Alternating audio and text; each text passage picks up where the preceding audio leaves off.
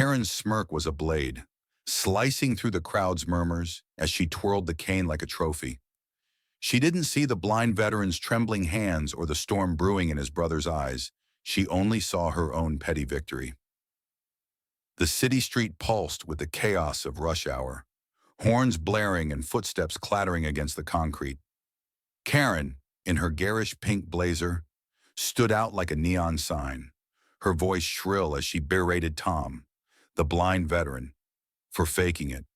His worn army jacket hung loose on his frame, his sightless eyes fixed somewhere beyond her venom. The cane, his lifeline, carved with his initials from his deployment days, dangled in her manicured grip. She'd snatched it from him after he'd accidentally bumped her in the crosswalk, claiming he was milking sympathy and clogging up her day. The crowd parted around them, some filming, others whispering, but none daring to step in. Not yet. Tom's voice cracked, raw with disbelief. "Ma'am, that's my cane. I need it to get home." His hands groped the air, searching for the familiar weight that had guided him through years of darkness since the IED took his sight in Kandahar. Karen scoffed, tossing her hair. "Oh, please. You're not blind. I saw you glance at me." Her accusation was absurd, but she doubled down, her ego a runaway train. She waved the cane like a prop, oblivious to the growing tension in the air. Across the street, a sleek black SUV idled, its tinted windows hiding a man who watched the scene unfold with predatory calm. Ethan Caldwell, Tom's older brother, was no stranger to power. A tech mogul whose name graced skyscrapers and Forbes lists. He'd built an empire from nothing, his ruthlessness matched only by his loyalty to family. He'd been on his way to pick Tom up for their weekly dinner when he saw the commotion. Now, his jaw tightened, his polished exterior cracking as he stepped out of the vehicle. The crowd didn't know who he was, but they felt the shift like a storm rolling in. Karen's tirade grew louder, her voice a grating symphony of entitlement. "People like you think you can just stumble around and ruin everyone's day. I'm keeping this until you admit you're a fraud." She jabbed the cane at Tom's chest, and he flinched, his balance faltering. A gasp rippled through the onlookers. A young woman in a barista apron hesitated, her phone half raised, torn between filming and intervening. An old man muttered, "Someone ought to teach her a lesson." Ethan's polished shoes clicked against the pavement as he crossed the street, his presence commanding silence. He was tall, his tailored suit a stark contrast to the urban grid around him. His eyes, sharp and unyielding, locked onto Karen. "Give him back his cane," he said, his voice low, like the rumble before an earthquake. Karen froze, her bravado flickering. She sized him up, mistaking his calm for weakness. "Who are you?" "His lawyer. Mind your own business." Ethan's lips twitched, not quite a smile. "I'm his brother, and you're making a very big mistake." The words hung heavy, laced with a promise of consequences Karen couldn't yet fathom. She laughed, a nervous edge creeping into her voice. "Brother, oh, please, what are you gonna do? Sue me? I'm just teaching this faker a lesson." Tom's hands clenched into fists, his voice rising. "I served 2 tours, lost my sight for this country, and you think you can just take what's mine?" His pain was raw, a wound torn open for the world to see. The crowd's murmurs grew louder, a tide of anger swelling against Karen. A teenage boy in a hoodie shouted, "Give it back, lady," but Karen, cornered by her own arrogance, doubled down. "You're all buying his act. I'm not the villain here." Ethan stepped closer, his presence suffocating. "You have no idea what you've started," he said, his voice a blade wrapped in velvet. He didn't raise it, didn't need to. The crowd sensed it, the kind of power that didn't shout but destroyed. Karen's smirk faltered, but she clutched the cane tighter, as if it were her last shred of control. "You can't touch me," she snapped. "I know my rights." Tom's shoulders sagged, his strength waning. He'd faced worse than Karen in war zones, But this public humiliation in his own city cut deeper. "Just give it back," he whispered, his voice breaking. The crowd's anger boiled over. A woman in a business suit yelled, "You're disgusting!" A man in a delivery uniform stepped forward, fists clenched, but Ethan raised a hand, stopping him cold. "You think you're untouchable," Ethan said to Karen, his tone icy. "But you're not. You don't know who I am." "Do you?" Karen's eyes darted, searching for an escape. She didn't know. How could she? Ethan Caldwell was a name that moved markets. A man who could ruin lives with a phone call. And she'd just crossed the one person he'd burned the world down to protect. The air grew thicker, the crowd closing in. Karen's confidence crumbled as she realized she was no longer in control. "Fine," she spat, thrusting the cane at Tom. "Take your stupid stick." But as Tom reached for it, his hands shaking, Karen yanked it back, her cruelty a reflex. The crowd gasped again, and Ethan's calm shattered. He stepped forward, his voice a low growl. "You're done." What Karen didn't know, what no one in that crowd could fully grasp, was that this moment wasn't just about a cane. It was about a brother's love, a veteran's dignity, and a reckoning that would unravel her life. Ethan had already made a call from his SUV, his assistant on the other end mobilizing a team. Karen's name, her face, her license plate. It was all being cataloged. She'd bragged about her real estate job on her phone earlier, oblivious to who might be listening. Ethan's empire didn't just build software, it built leverage, and he was about to use every ounce of it. The scene froze in that tense heartbeat, Karen's defiance teetering on the edge of collapse. Tom stood, vulnerable but unbroken, his brother a silent guardian at his side. The crowd waited, phones raised, sensing something bigger was coming. And on a weathered wooden newspaper stand nearby, a handwritten sign in bold marker read, "Karen's cruelty sparks vengeance." The next morning, Karen woke to a different world. Her phone buzzed incessantly, texts from colleagues, notifications from social media, and an email from her boss marked urgent. She opened it, her stomach dropping. "We need to discuss your conduct. Meeting at 9 a.m. The video of her snatching Tom's cane had gone viral overnight, racking up millions of views. The comments were merciless, entitled "Karen humiliates blind vet." Who does she think she is? Ruin her? Karen's hands trembled as she scrolled. Her real estate firm's website had crashed from the flood of negative reviews.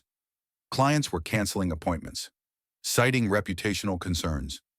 Her face was plastered across X, her name trending alongside hashtags like "Justice for Tom" and "Karen Takedown." She tried to laugh it off, telling herself it would blow over. But deep down, she felt the noose tightening. Ethan, meanwhile, sat in his corner office, a wall of glass overlooking the city. His assistant, Maria, slid a tablet across his desk. "It's done," she said. "Her employer's on damage control. They're likely to fire her by noon." Ethan nodded, his expression unreadable. "And Tom?" he asked. Maria hesitated. "He's shaken, but he's with his therapist now. He wants to move past it." Ethan's jaw tightened. Moving past it wasn't enough. Tom had spent years rebuilding his life after the war, only for Karen to strip away his dignity in seconds. Ethan wasn't vengeful by nature, but this was personal. He'd already contacted a lawyer to explore legal action, not for money, but for accountability. Karen's life was about to become a case study in consequences. Back at her apartment, Karen's bravado crumbled as her phone rang again. It was her landlord. "We've had complaints," he said curtly. "You need to explain this video," she stammered, her usual excuses failing her. The world she'd navigated with bluster and privilege was turning against her, and she had no one to blame but herself. Tom, meanwhile, sat quietly in a coffee shop with his therapist, his cane resting against his chair. The weight of the previous day lingered, but so did a flicker of hope. The crowd's support, his brother's fierce loyalty. It reminded him he wasn't alone. I just wanted to get home, he said softly. His therapist nodded, her voice gentle. You will, and you'll carry this strength with you. As the day unfolded, Karen's world continued to unravel. Her social media accounts were suspended for harassment after she tried to defend herself online, only digging a deeper hole. Her friends ghosted her, unwilling to be associated with the backlash. By evening, her boss called again. You're done here, he said. We can't recover from this. Karen stared at her phone, the silence deafening. She'd thought she was untouchable, a queen in her own small world. Now, she was nothing. Ethan didn't celebrate. He sat with Tom that night, the brothers sharing a quiet dinner. Tom's hand rested on his cane, his voice steady for the first time in days. Thanks for having my back, he said. Ethan smiled, a rare softness in his eyes. Always. But the story wasn't over. Karen's fall was just the beginning, and the ripples of her actions would reach further than anyone could predict. The city, the crowd, the internet, they'd all borne witness to a moment of cruelty and its consequences. And somewhere, in the shadows of power, Ethan was still watching, ensuring justice wasn't just served but felt. The city never sleeps, but for Karen, the night felt like a cage. Her apartment, once a sanctuary of curated furniture and smug self-assurance, now suffocated her. The buzz of her phone had stopped, replaced by an eerie silence that screamed louder than any notification. She sat on her couch, scrolling through X, where the world dissected her like a specimen. Karen's meltdown is peak 2025, one post read, with thousands of likes. Another shared a meme of her clutching Tom's cane, captioned, "When entitlement meets consequences." Her name was a hashtag, a punchline, a warning.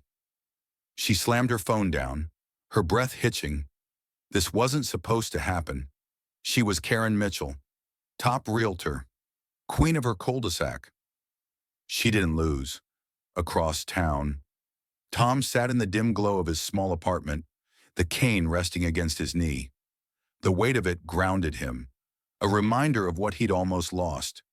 His therapist's words echoed. You're not defined by her cruelty, but the humiliation lingered, sharp as shrapnel.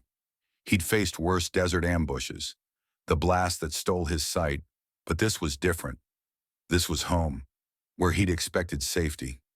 His fingers traced the carved initials on the cane. T.R. A gift from his platoon before he'd shipped back. Ethan had promised to handle it, but Tom wasn't sure he wanted vengeance. He just wanted to feel whole again.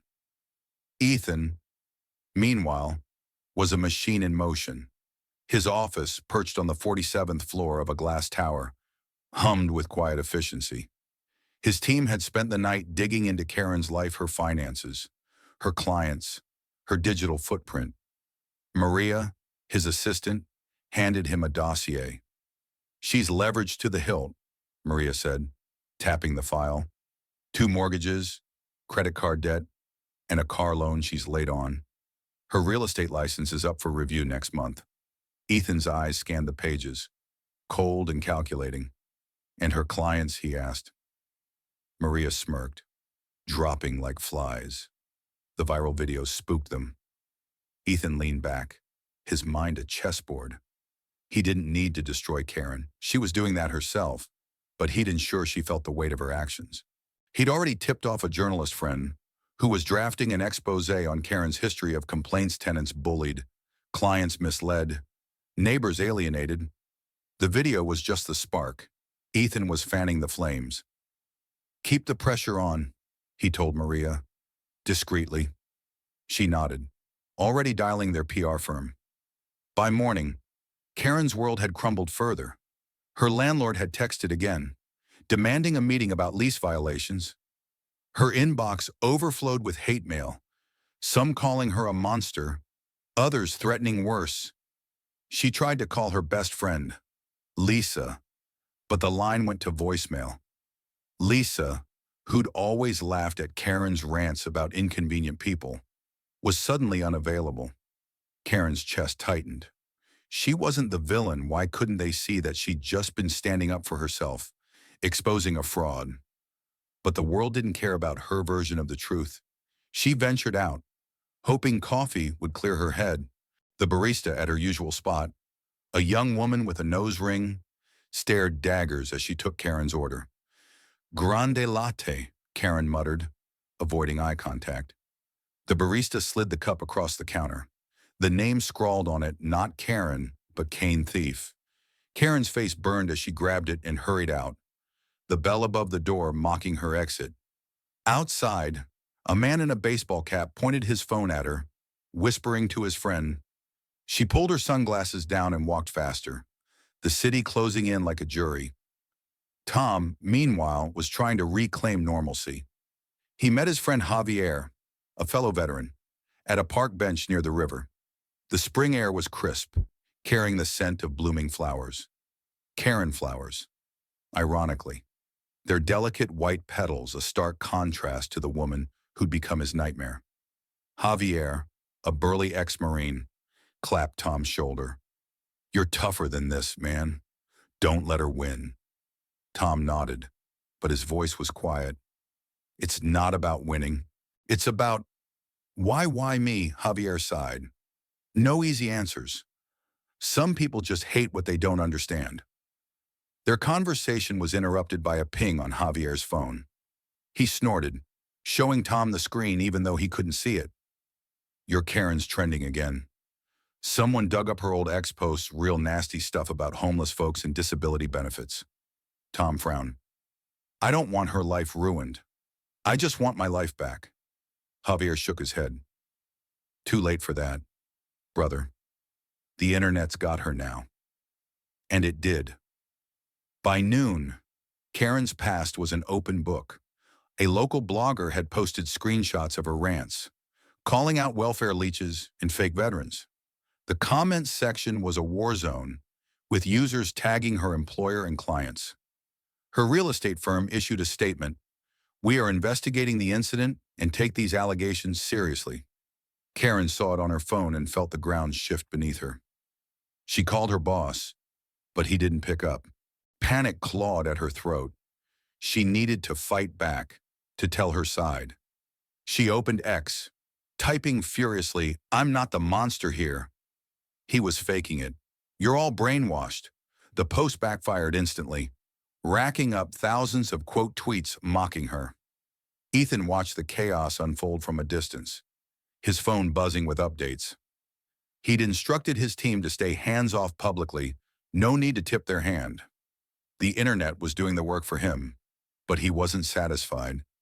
Karen's apology, posted an hour later, was a masterclass in deflection. I'm sorry if anyone was offended, but I was protecting myself from a scam. Ethan's lip curled. If. He forwarded the post to his lawyer with a single word, push. Tom, unaware of Ethan's machinations, spent the afternoon at a veterans support group. The room smelled of stale coffee and hope, a mix of soldiers young and old sharing their scars. Tom spoke quietly, recounting the incident. The group listened, their silence heavy with empathy. A woman named Sarah, who'd lost a leg in Iraq, squeezed his hand. You didn't deserve that, Tom, but you're still standing. He nodded, a lump in his throat. For the first time since the incident, he felt seen not as a victim, but as a survivor. Karen's day, by contrast, was a descent into hell. Her landlord showed up at her door, a stern man in his 60s with a clipboard. We've had complaints about disturbances, he said, his tone clipped. And your behavior in that video violates our community standards. Karen's mouth opened, then closed. It was a misunderstanding, she stammered. He didn't blink. You have 30 days to vacate. She stood frozen as he walked away, the eviction notice in her hand trembling like a leaf. She tried to rally, calling a lawyer friend, but he was curt. Karen, you're radioactive. No one's touching this. Desperate. She reached out to a PR agency, but they quoted a fee she couldn't afford. Her savings were tied up in her image designer bags, a leased BMW, the facade of success. Now, that facade was cracking. She sat at her kitchen table, the eviction notice beside her half-drunk coffee, and cried. Not for Tom, not for her actions, but for herself. She still couldn't see the line she'd crossed. Ethan, meanwhile, was planning his next move. He met with his lawyer, a sharp woman named Claire, who specialized in high-stakes litigation. "We can sue for emotional distress and theft," Claire said, flipping through her notes. "The video's evidence enough, and public sentiment's on our side." Ethan shook his head. "It's not about money. It's about her understanding what she took from him." Claire raised an eyebrow. "Then we hit her where it hurts her reputation, her career. We can push for a public apology, maybe community service." Ethan nodded. "Make it stick." Tom, oblivious to the legal gears turning, was finding his footing. He spent the evening with Ethan, the brothers sharing a beer on Ethan's penthouse balcony. The city sparkled below, a reminder of Ethan's power and Tom's resilience. "You don't have to do this," Tom said, his voice steady. "I'm okay." Ethan's jaw tightened. "You're my brother. She doesn't get to walk away." Tom sighed, torn between gratitude and unease. He didn't want blood, but he couldn't deny the fire in Ethan's eyes. By the next morning, Karen's life was in freefall. Her firm fired her, citing irreparable damage to our brand. Her clients had vanished, her social circle had evaporated, and her landlord's deadline loomed. She tried to fight back, posting a tearful video claiming she was canceled unfairly. But it only fueled the fire. The internet smelled weakness, and the pile-on intensified. A local news outlet picked up the story, interviewing Tom, who spoke with quiet dignity. "I just want people to see each other's humanity," he said. The clip went viral, his words a stark contrast to Karen's defiance. Ethan watched the interview from his office, pride swelling in his chest. Tom was stronger than he gave himself credit for. But Ethan wasn't done. He'd learned Karen was pitching herself to new firms, claiming the incident was a misunderstanding. He made a call to a contact in the real estate board, ensuring her license review would be thorough. Karen's career, her identity, was slipping through her fingers, and she still didn't understand why. Tom, meanwhile, was rebuilding. He volunteered at a veterans shelter, his cane tapping softly as he helped serve meals. The work grounded him, each smile from a fellow vet a reminder of what mattered. He didn't know the full extent of Ethan's campaign, and maybe he didn't want to, but he felt the shift the world rallying around him. The city softer somehow. Karen, alone in her apartment, packed boxes in silence. The eviction loomed, her bank account dwindled, and her name was poison. She stared at the Kane incident video, now at 10 million views, and saw herself through the world's eyes, cruel, petty, unrepentant. For the first time, a flicker of shame pierced her armor. But it was too late. The city, the internet, and Ethan's quiet wrath had ensured she'd never forget.